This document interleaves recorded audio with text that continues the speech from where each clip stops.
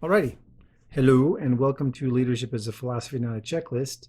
Army Leadership Manual Analysis number 6 or 7. Good grief. It's been a bunch of them.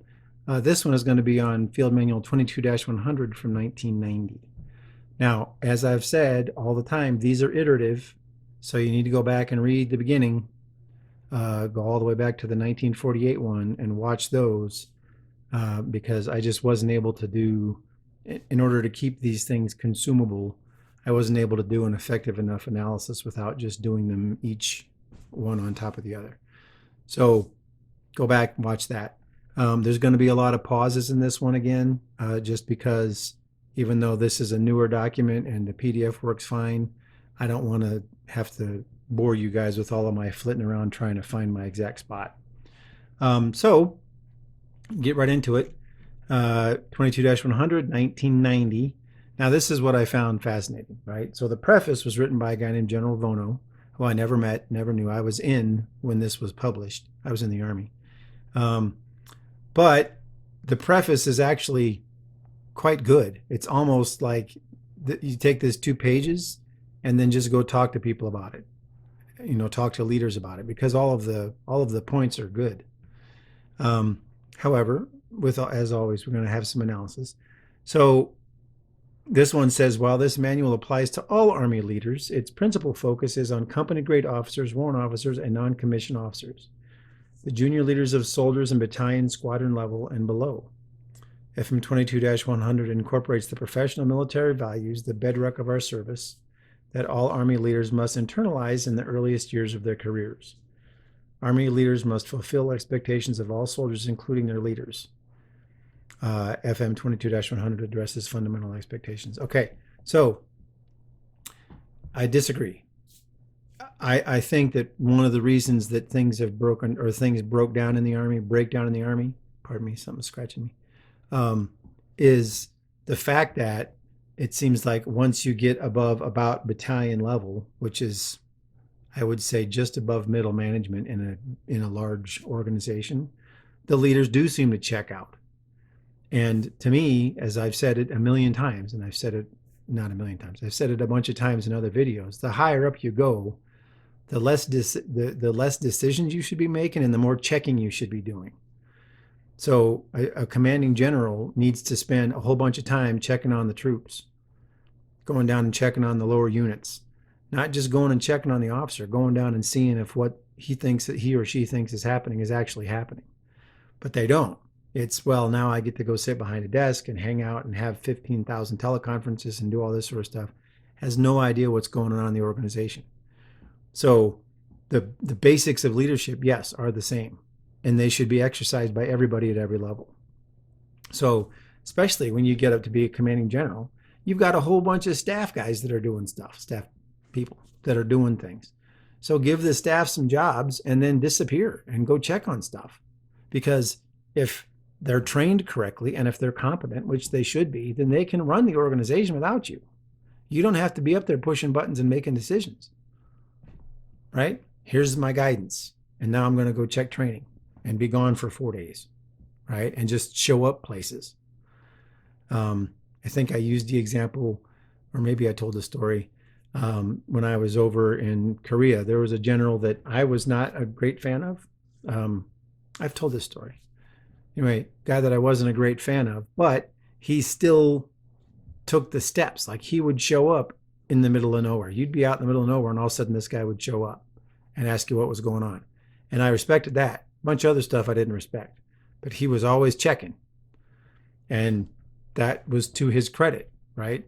So, I'm going to say what they were doing that was right, but there were some other things I didn't. I didn't like the way that this person treated some people. And so I'll just leave that alone because I don't want to get myself in trouble. So Right. So what happens is we think that, oh, I'm way up in the ether, so I don't have to do the leadership stuff. No, you still have to do the basics. You still have to check on things. You still have to pay attention. Anyway, so here's the things that leaders need to do according to General Vono. Demonstrate technical competence. Yes. Perfect. You have to be good. You got to teach your subordinates. I love that that's number 2 is teach subordinates. And I didn't see a lot of that happening when I was in the Army. I just didn't. There was never, formalized or not, there was never, hey, let me check down, let me come hang out, right? The middle management boss, hey, I'm just going to be in your area today, don't worry. Nobody's going to get fired. I'm just seeing what's going on. Because that's something that they talk about later. People are so terrified of this zero defects thing that they freak out when the boss comes down. If you're doing the right thing, let the boss come down. And then at the end of it, the boss, hey, this stuff's going great. Maybe you might want to tweak this. Instead of it being this catastrophic thing. The boss came down and somebody made a mistake. I'm getting fired. No, mistakes happen all the time. I love the story. Well, I love the story. Tell a story. There was me and a friend of mine when I was in the Army working on this insanely huge, in-depth project. And we worked on that sucker for 2 months, I think, 2.5 months. And piles of data, piles of stuff. It was a big project. And we were working, we normally, because we were in an office, we normally left early. We would stay late to work on this project because it had to get done. It had to be right. We got it done. It was beautiful. We had set it off to go get reviewed, and we were confident that nothing was going to radically change. So 2.5 months of this hard work. I sit back like this because we were done, kick my chair back and put my feet up on my desk. And big boss walks in the door. What's going on in here? Slams the door, goes down, tells my boss that we were lazy and not doing anything because that's what he saw. That's not, and that person was a terrible leader, by the way. So that's exactly what you don't need as a leader. You poke your head in. Oh, we taking a break? Nah, boss, we just got this thing turned in. Oh, cool. Is it on my desk yet? Let me go check it. Right? Anyway. But here we go. So what are these things, right? Here's some other things that General Vono says. Be a good listener. So what's that? Vigilance, empathy, humility, integrity. Treat your soldiers with dignity and respect. Empathy, humility, integrity, right? Stress the basics, integrity. And then vigilance, obviously. Set the example. Well, integrity. Vigilance. Set and enforce standards, integrity, right? So here, the general's calling out what characteristics you need to have as a leader. Perfect, right? And then you get down to the end, just sort of summarizes. Leaders in our Army have a challenge. They must take care of soldiers' needs, develop them into cohesive teams, train them under tough, realistic conditions, to demanding standards, assess their performance, assist them with personal and professional growth, and reward them for success. To meet that challenge, our leaders must be competent, confident. Such leaders will remain essential to our trained and ready Army today and tomorrow. Yes, right? And it's our leaders must be competent and confident. Leaders will remain essential. So such leaders, not everybody can be a leader. Anyway, all right. Quick pause while I find my next subject. Hold on. Okay, and we're back.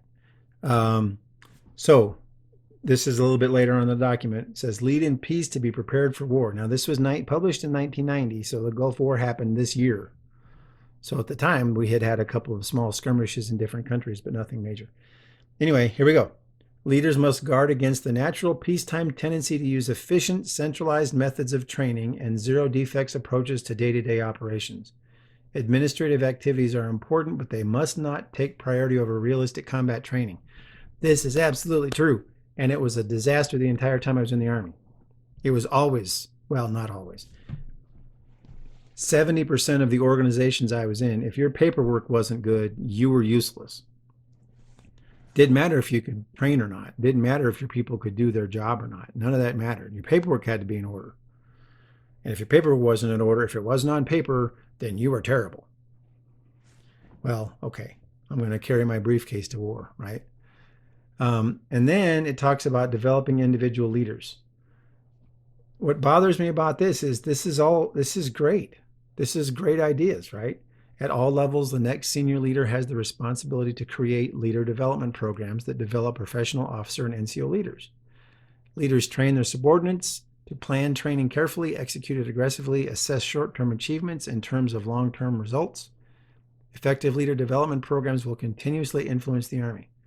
Okay, so the problem that I had is that there's no guidance. It's almost like, hey, here's the way that you need to go find somebody. I've said this before, I think, in other reviews. I was told several times, go find yourself a mentor. No, because I don't know what the heck I'm looking for. I'm this young, clueless person that's supposed to be in charge. The leader needs to find the people in their organization that are leaders and mentor them. Go out and find them. I'll tell a story when I get to the end of this about a thing that we ended up sort of doing where a bunch of my peers ended up mentoring each other because we weren't getting any mentorship from above. It was really weird. But what also is weird is it said, well, part of leader development is going to these schools. Look, I'm telling you, you've heard me say it before. We spent 8 hours. No, not even, I wouldn't even say 8. I remember a couple of hours talking about leadership at every one of these leadership schools that I went to, quote unquote leadership schools. It wasn't great, right? So the idea to develop people, yes, but it needs to be fleshed out. So I'm going to skip ahead again. Pardon the pause. And we're back. So leadership defined. Leadership is the process of influencing others to accomplish the mission by providing purpose, direction, and motivation. Okay. So this definition was around for a long time when I was in the Army. So, but what have we said, right? Leaders attune competence and environmental hierarchies in pursuit of goals. In all cases, that's what a leader is doing. So if you read purpose, direction, and motivation, it makes sense, right? Purpose gives soldiers a reason why they should do difficult things under dangerous, stressful circumstances. You must establish priorities, explain the importance of missions, focus soldiers on the task so they will function in an efficient and disciplined manner. This applies for employees in an organization too, right? Who gets the job done? Who does the fighting? It's the employees.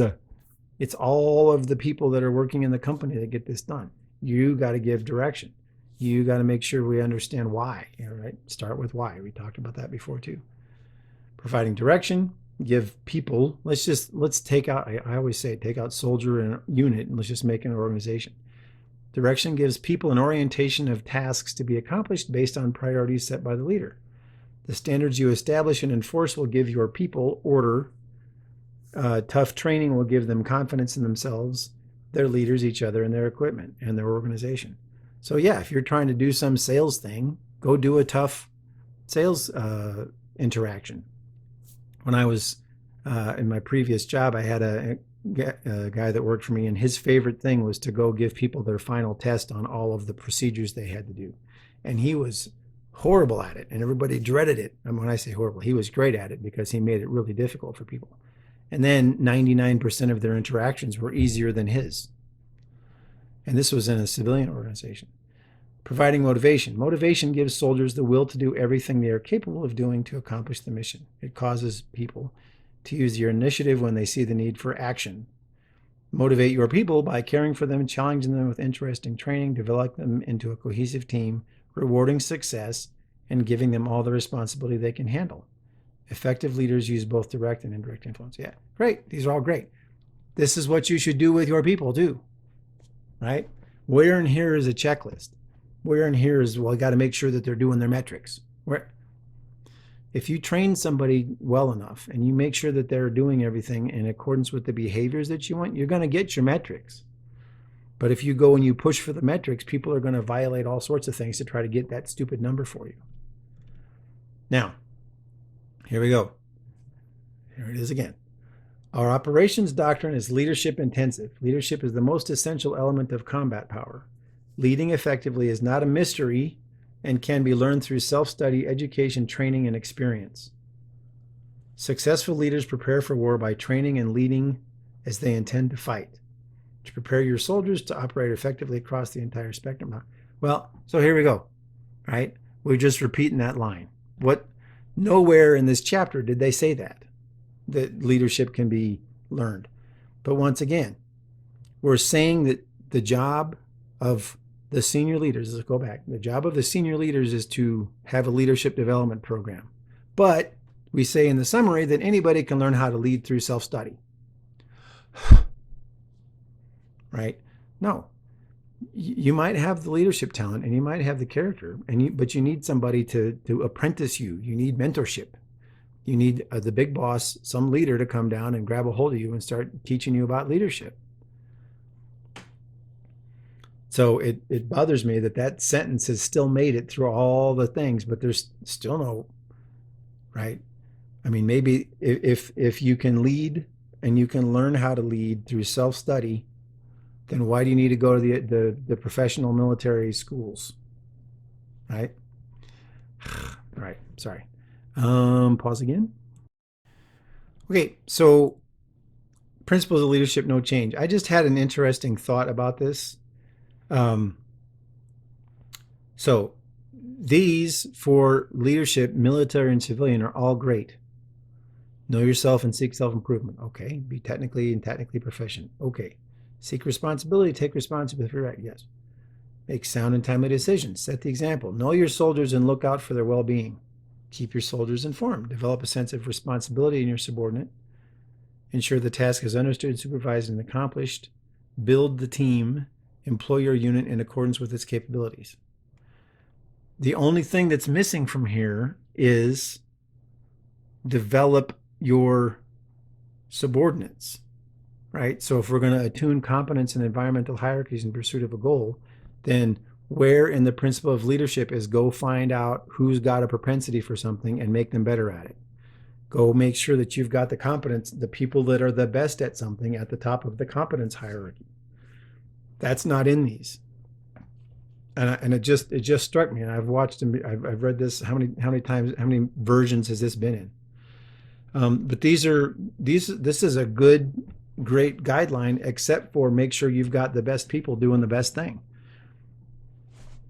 You hear all the time, oh, you spend 80% of your time with the bottom 5%. Well, stop doing that. Go get the best people and see what you can do to make their job better. If you got somebody who's already producing 50% of your work, go help them produce another 20%. You get the bottom 5% to go from here up 5%, you haven't improved anything. But that person that's productive is going to work like crazy. So that's the only thing that's missing from this principle. Just had that as a comment because that's really what's missing. Other than that, this describes everything that we talk about for leadership. All right, another pause. All right, now we're going to go down the rabbit hole on character for a little bit. So just like the 1983 version, they've got the stories from past battles and wars that are, talking about character and courage and all that sort of stuff. So nothing's changed there. Character. This is where things get crazy because there's definitions for some of these words that they're throwing around. And it becomes a mess, right? Character describes a person's inner strength and the link between their values and behaviors. Well, if you look up the term character, that's not the definition. If you look up characteristic, that's not the definition. A person's behavior shows in their character. Okay, or how about a person's character guides their behaviors? It's like a bunch of this stuff is all backwards. In tough situations, leadership takes self-discipline, determination, initiative, compassion, and courage. So it takes these characteristics, right? And then there's no simple formula for success in all situations. The key is to remain flexible and attempt to gather as many facts, right? So that's why we say that there's no checklist for leadership situations. But then we say here, this is a great point, and it's spot on, and we've talked about it before. And I find it funny that, it's written down, and I've been trying to figure out how to say it correctly, and somebody got it right. So character can be strong or weak. A person with strong character recognizes what they want and has the drive, energy, and self-discipline and courage to go get it. A person with weak character does not know what is needed, lacks purpose, willpower, self-discipline, and courage. So a pretty correct thought, but remember we talked about it. If you've got humility, integrity, empathy, and vigilance, that's good characteristics. And a person that has those things is not going to do terrible. A person who is arrogant, person who's lying all the time, person who's heartless, right, can still sort of have the talent and is going to lead people terribly, or they're going to cause a bunch of chaos. And so, yes, I mean, when they say a person with strong character recognizing what they want, well, what do you mean, strong or good? Because you can have a strong bad character. All right, so then we say here we need leaders of strong and honorable character, right, who support the values of loyalty to the nation, the army, the unit, duty, selfless service, integrity. In this manual, a soldier of character means a person with strong and honorable character. So they finally got the definition right, but they should have started with the definition. All right. Okay, one more, I think 2 more pauses. All right, just a real quick aside. I never understood this my entire time in the Army. So we're going to talk about, in order to be a leader, you have to possess or embody the professional Army ethic. But the Army ethic is in a different manual. Put it in here, right? And I get caught up in some of these because a lot of this stuff I don't understand it. I never understood it, and I never got in a situation to talk about it. But this is where I got a little interesting, because it says here's the 4 elements of the professional Army ethics: loyalty, duty, self-service, integrity. Okay, well, that's just what you should be. That's what you are as a soldier and should be. This is what bothers me. Here's integrity. And it struck me finally when I was going through this, because I'm always looking at integrity. I don't know why. I know it's one of the 4, but it gets glossed over. And then I realized why. So in this manual and in the 1983 version, there's these stories about here's courage from Colonel Chamberlain at Little Round Top. Here's the personal courage of Sergeant York. And here's the courage of this. And here's the courageous leadership. And pages and pages and pages of stories about courage. This is all you get for integrity.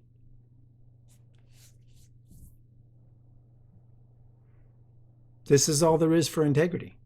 Integrity is woven through the fabric of the professional Army ethic. It means being honest and upright, avoiding deception, living the values you suggest for your subordinates.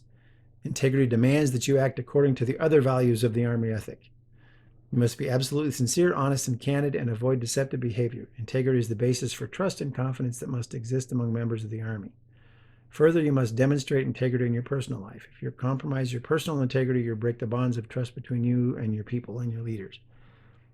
True statement. Where are the stories and the examples about what happens when integrity broke down? Where's the My Lai massacre? Where's the, well, this is 1990, so can't remember. Can't remember if anything weird happened in the 80s. But where's the examples from Korea? Where's the examples of stuff in World War II where integrity broke down? We've got tons and tons of examples about here's how bad things can go if you don't have integrity and why it is important. This is all you get, that little paragraph.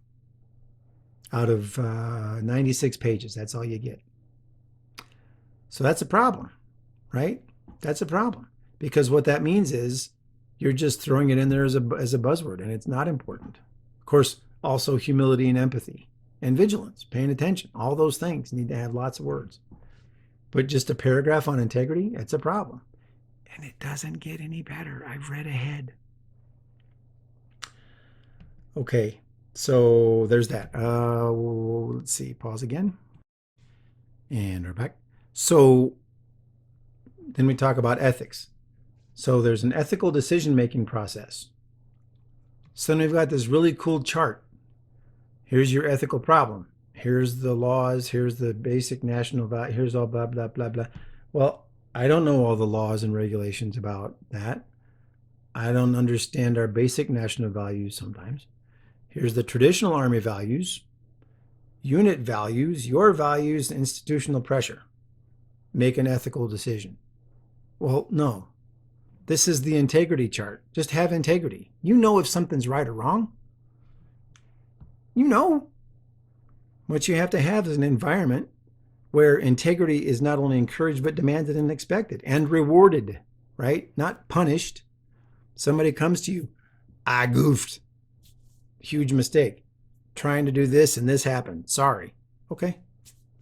Right? But instead, it's, I made a mistake. You're fired. You're getting a negative report. You're getting written up. You're getting that. You're getting that. Yeah. So then what happens? Somebody of weak character, the next time they have a chance to lie or not tell the truth, they're going to do it. But if you have humility, integrity, empathy, and are paying attention, you don't need to have a chart for how to make an ethical decision. This is a real problem, but they're spending more time on this than on integrity. Right? I mean, it's a cool chart, but I don't know all of that sort of stuff. Ethical reasoning, is it right or wrong? There's no, well, okay, so which one of these has priority? Which one of these has primacy? Right? If I know all of these things and the institutional pressure is so overwhelming that I crumble, then I'm making an unethical decision. If the law and the order sometimes seems wrong, well, then what am I going to do? Basic national values. Well, whatever the people are wanting. No, is it right or wrong? Is it right or wrong? Did you make a promise to somebody? Did you actually say the words, I promise that I'm going to make this happen? And it violates all of that stuff? Well, you shouldn't have done that because you didn't have integrity, right? And empathy and humility, all that sort of stuff. So you see how the 4 characteristics work on this situation. And that's that. I mean, we've got a great chart on this, but we don't have an integrity chart. Come on. Come on. Let's go to the next part. Okay, next bit. So this one I love. Know yourself. As a leader, you must realize that you are 3 people: who you are, who you think you are, and who others think you are. You're actually an infinite number of people. You're those 3, and then you're tomorrow's version of that, and the next day's version, and a month's version, and 5 years ago or 5 years from now version. Anyway, but you're 3 people. There's a close relationship between and among the 3 yous. In other cases, the relationship is not close at all. Well, that's integrity, and that's vigilance, right? Are you keeping your word? Are you doing what you say? Are your actions matching what you say? And it's hard. When you're a leader, everybody's looking at you because I've said it before, you are equally as important as everybody else in the organization, which means you are not amazing. But what you do can have the worst impact. So you have a lot of pressure and you have a lot of decisions to make, and you got a lot of pressure to make sure that you're doing the right thing.